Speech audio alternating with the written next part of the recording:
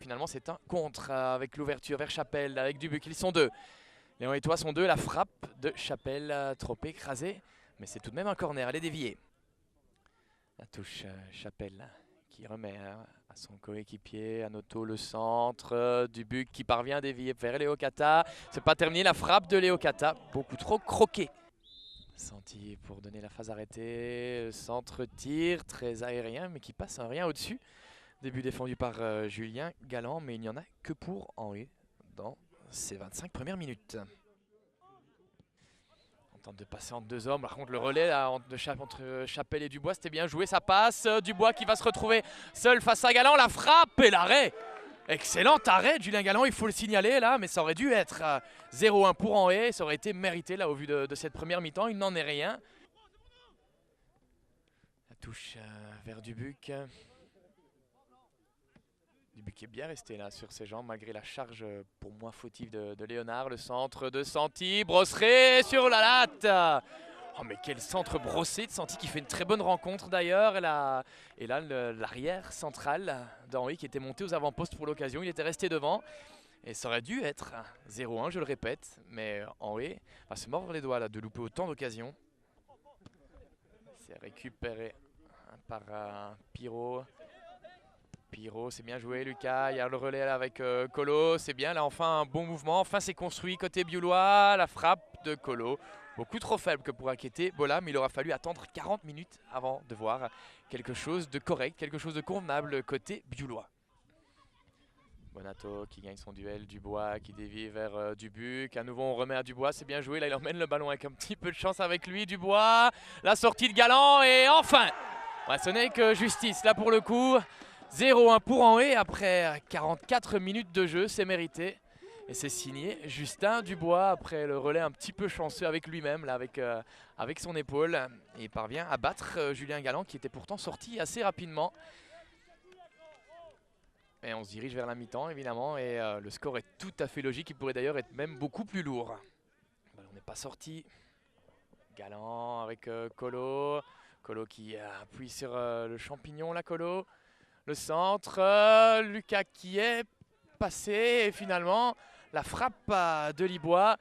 Je venais de le dire là qu'on était revenu avec des autres intentions sur le terrain côté bioulois. Ben, ça se matérialise directement avec une occasion de but la plus dangereuse pour Biou et après 1 minute à peine en seconde période.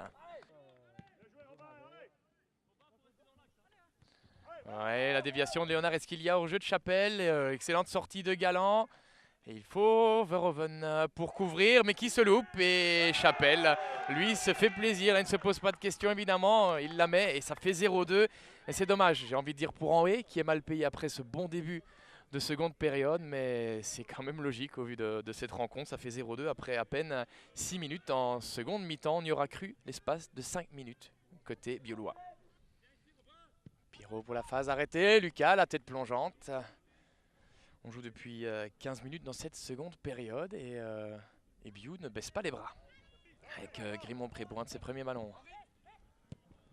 Grimont-Pré avec Dubois, on joue dans la course de Dubuc. Est-ce qu'il est hors jeu? Non. Dubuc poursuivi par Léonard qui n'y va pas jusqu'au bout. Dubuc le centre, l'intervention de Galland. Chapelle qui ne peut la reprendre, on était proche du 0-3, de la correction. Ouverture de Bonato, c'était pas mal essayé, mais Grimont-Pré vient faire son travail défensivement là, et couvrir les arrières de Matisse. La passe de Matisse vers Dubuc, pas de hors-jeu, Dubuc, il y a Chapelle, la seule. Chapelle seul et seul, il passe Dubuc avec un petit peu de chance, il a le contre qui lui est favorable. Il tente le crochet à nouveau, le centre contré. Il y a moyen de me faire, mais c'est pas terminé. Grimont-Pré maintenant qui est fauché. Et là, est-ce que c'est un penalty? Grimont-Pré pour se faire justice lui-même. Non, c'est arrêté par Galland qui fait une excellente rencontre, je le répète. Heureusement qu'il est là d'ailleurs. Verhoeven, la longue balle, Lucas qui parvient à dévier, c'est joli vers Julien. Grégoire la frappe directement, mais la déviation de Lucas, c'était bien joué de sa part.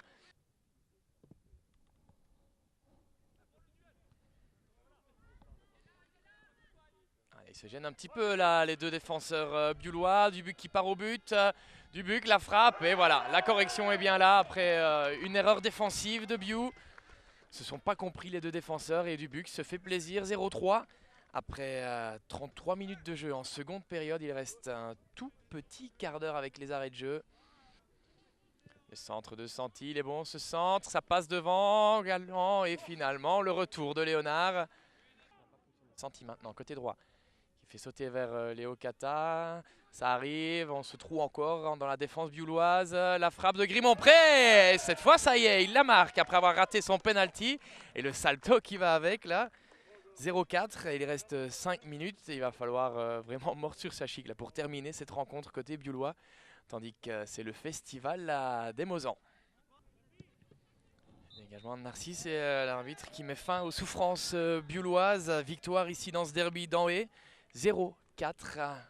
Véritable leçon là, infligée au sang et or. Et malgré toute leur bonne volonté, ça n'aura pas suffi. Anhé aura été tout simplement 2 voire 3 crans au-dessus et l'addition aurait pu être même encore plus sévère. Biou Anhé 0-4. Je pense que les chiffres sont là pour le prouver. Je crois qu'on a fait un bon match abouti. Et, on a dominé la majeure partie. Bon, ils étaient dangereux en compte, mais je crois qu'on a bien géré, on a bien tenu. Et, en deuxième mi-temps, je crois qu'on a mis les goals qu'il fallait, même si on a raté un penalty. Et puis voilà, c'était un bon match en déplacement en tout cas. Je pense que ça fait quelques semaines que ça dure. On a du mal à rester concentré pendant nos matchs. On a certaines périodes, environ 10-15 minutes par mi-temps, où on arrive à développer du football. Mais on est inconstant dans le jeu. On a beaucoup de pertes de balles. On ne sait pas vraiment d'où ça vient parce qu'on travaille quand même assez bien à l'entraînement et tout ça. Maintenant, c'est une équipe en reconstruction et je crois qu'il faut encore nous laisser un peu de temps. Il faut continuer à travailler et ça viendra avec le temps, je pense.